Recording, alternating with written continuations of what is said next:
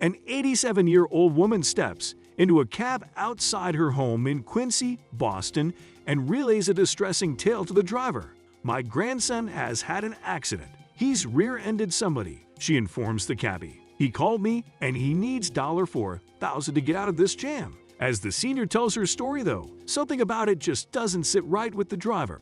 And the details of the incident may certainly leave some skeptical. The man who purported to be the octogenarian's grandson had claimed, you see, that he needed his grandmother to purchase gift cards from Walmart in a bid to avoid him going to jail. Then it seems, the old lady had readily agreed to buy what had been demanded of her. Then, once the woman had got the items, she was supposed to reveal the gift card numbers to the other individual. Yet while such a plan may appear at first to be rather sketchy, the senior was nevertheless utterly convinced that the person on the other end of the phone was indeed her grandson in need of her help. In fact, she'd already embarked on a similar mission that day.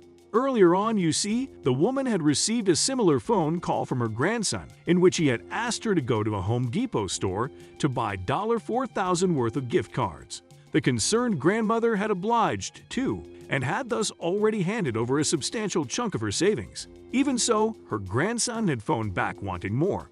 When the 87-year-old climbed into Richard Spencer's yellow cab, then she instructed him to take her straight to Walmart. But for her driver, something about the tale of woe just didn't sit right.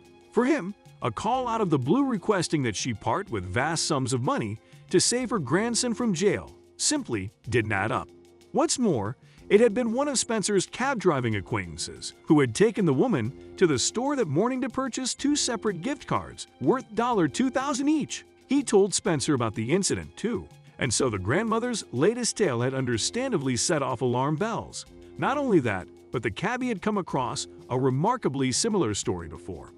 A couple of years prior, you see, Spencer had been asked to take another elderly individual to the store, and as with this occasion, the trip had been in order to take out money for a grandchild apparently in peril. He'd suspected then, as he did this time, that the story was a hoax and that the old lady was falling victim to a scam. At that time, Spencer had stepped in to stop his passenger from being duped, and he did so on this occasion, too. "Excuse me, ma'am, but that is not your grandson," he apparently told the grandmother, as he later recalled to CBS Boston. "It's someone posing." And so rather than driving her to Walmart, he changed the destination to Quincy Police Station. Then when Spencer and the woman got to the station, the police confirmed what the cab driver had suspected. Yes, it hadn't been the old lady's grandson who had phoned her at all. It was, in actuality, a classic example of what the police described as a grandparent scam. The website fraud.org describes what a grandparent scam entails. According to the site, it's when a con artist calls or emails the victim posing as a relative in distress or someone claiming to represent the relative. This individual could, for instance, purport to be a lawyer or an agent of the law. And in a scenario in which the fraudster claims to be one of the grandparent's loved ones, they may directly request money. As fraud.org puts it, the relative of the grandparent explains she is in trouble and needs their grandparent to wire them funds. They would then claim that the funds will be used for bail money, lawyers' fees, hospital bills, or another fictitious expense. In order for the scammer to avoid detection, then, fraud.org explains that they may urge the victim to keep quiet about the money transfer. The person affected could be encouraged not to even speak to the parents of the grandchild in distress. The scammer may pretend that they're too ashamed, for example, to let their folks know about the bad situation in which they're involved. Scams of this nature may therefore callously prey on the good-hearted nature of grandparents who are simply too concerned about their loved ones to think about the credibility of the story. And such schemes can coax them out of thousands of dollars in some cases, with the fraudsters then potentially able to disappear without a trace. What's more, in almost every case of this nature, the scammers are never caught. There is also often little chance of recovering the money that has been lost. All in all, then, the duped grandparent can be left out of pocket simply for trying to do a good deed for a relative in need. This, sadly, appeared to be the reality for Spencer's passenger. And although his intervention meant that he had stopped the victim from handing over further funds, some damage had already been done. After going to the police department, however, the taxi driver took the elderly woman to the bank to try and stop the scammer from getting their hands on her money.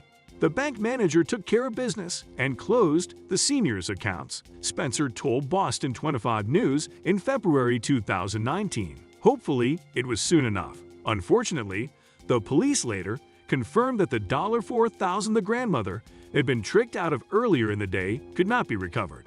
Still, the Quincy Police Department were very grateful for Spencer's help in preventing the woman from handing over even more money. There is still good in this world, and he works here in Quincy, the department later wrote on its Facebook page. This, ladies and gentlemen, is a textbook grandparent scam.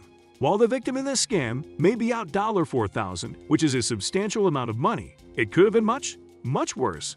The Quincy Police's post continued. The message also went on to give some advice for shop workers, and hopefully such information will help people to identify these scams and so prevent them from occurring in future. Cashiers, etc. If you work in an environment that sells gift cards, take a moment to ask yourself, does this make sense? The police department's post explained. Why would an 87-year-old individual need $4,000 in gift cards to this particular store/app? Ask questions. Sure, there may be a legitimate reason, but if you take the time and ask the questions, you just might prevent someone from falling victim. The post concluded. The crux of the department's advice appears, then, to rest on the assertion that prevention is better than cure. Specifically, it's easier to stop a scam in the first place than to try to recover the money afterwards. And the National Consumers League, NCL, Fraud Center also has some advice for spotting grandparent scams. Beware of any urgent solicitation of funds, especially if it is needed to pay for unexpected bills such as bail money, lawyer's fees, or doctor bills. The organization has warned, so if someone's in a hurry for your money, question it. And the NCL has some more advice too. Before sending funds, people should independently contact the relative or parent of the relative the scam artist is claiming to be or represent. The organization has encouraged they should do this at a known number to verify the details of the story. The NCL has further explained that scammers usually prefer to receive money by wire transfer, meaning people should be suspicious of any urgent request for money in this manner. The group also advises that con artists might phone during the late evening to disorientate elderly victims, perhaps by waking them up. If anyone has fallen victim to a scam, then the NCL advises that they should quickly contact the relevant authorities. These could be local law enforcement, their state attorney general, and the NCL Fraud Center at fraud.org. And as Spencer had intervened in just that manner, the Quincy Police Department went on to thank the cab driver effusively. Thank you, Mr. Spencer, for caring.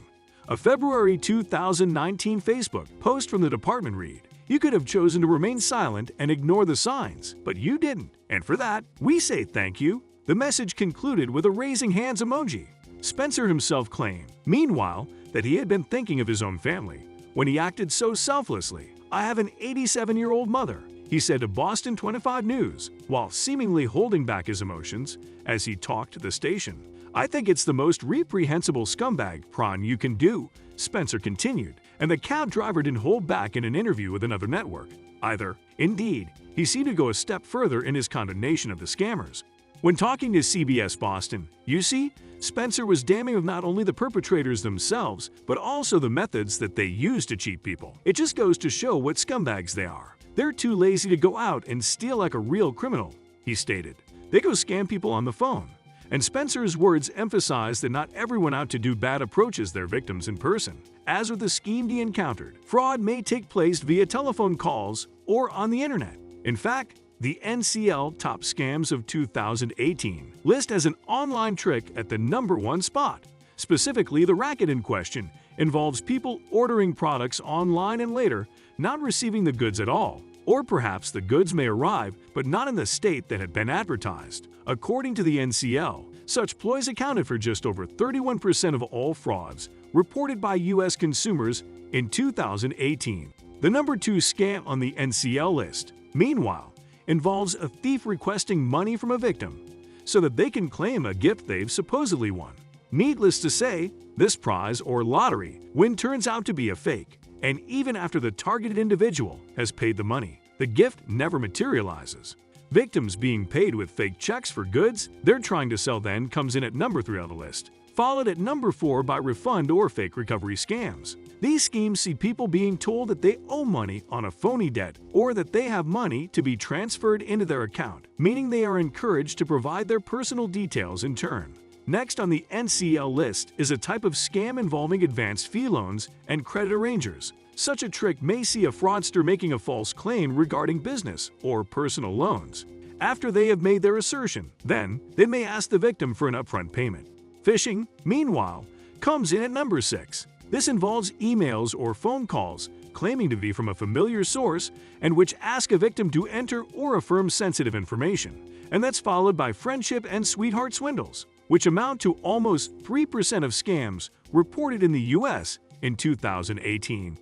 Yet, although these ploys only amount to a small fraction of the total perpetuated, they can be among the most hurtful and expensive. It's been reported, in fact, that the average victim loses close to $19,000. And according to John Braille, the NCL Vice President of Public Policy, Telecommunications and Fraud, scammers will stop at nothing to separate victims from their money.